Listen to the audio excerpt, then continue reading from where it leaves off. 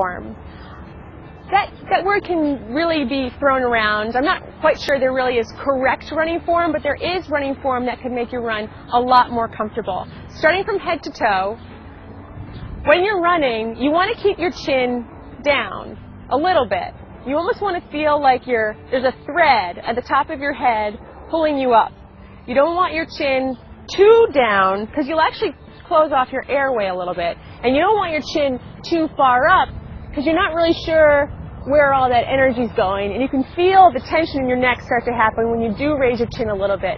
So try to keep your head level a little bit. Notice where you're holding tension. Slowly, through a long run, you can start to feel your shoulders creep up a little bit. And you can feel that tension in your shoulders and your neck. So if you relax a little bit, it'll also reduce the amount of energy that you're using for your run.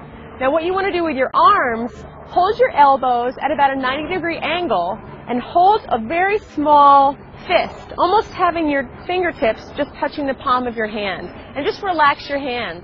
And throughout your run, when you start to feel tension building up, just shake your arms out a little bit and relax your shoulders. Hold your torso up straight.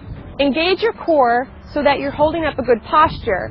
When you're moving forward, don't lean forward at your waist. Just kind of gradually from your ankles all the way up to your shoulders, lean forward a little bit.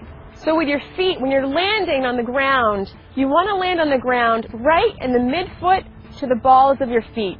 Sometimes when you land on your heels, you're actually landing too far ahead of your body. So what happens is, when your body weight hits the ground, you're creating this shock that's going all the way up to your ankles, your knees, and your hips.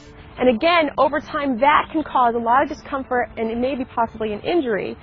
So again, try to think about having your foot land right underneath your body weight. And with your hips, make sure your hips are forward and make sure your hips are stable.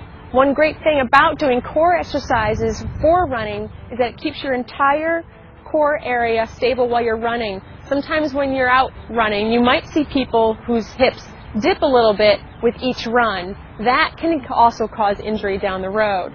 So try to keep those stable, keep your hips forward, don't keep your hips pointed down, but you also don't want them pointed up too much.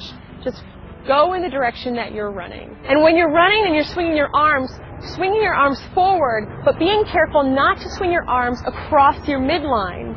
What that does is that it almost throws off your balance a little bit.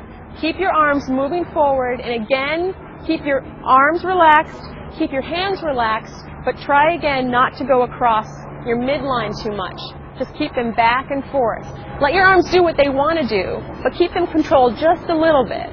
Just try to stay in tune with your body and notice, just check in every once in a while and notice where you're holding tension. Starting and running a program can be hard enough as it is, but when you start to notice how much tension you're holding, it can take more energy away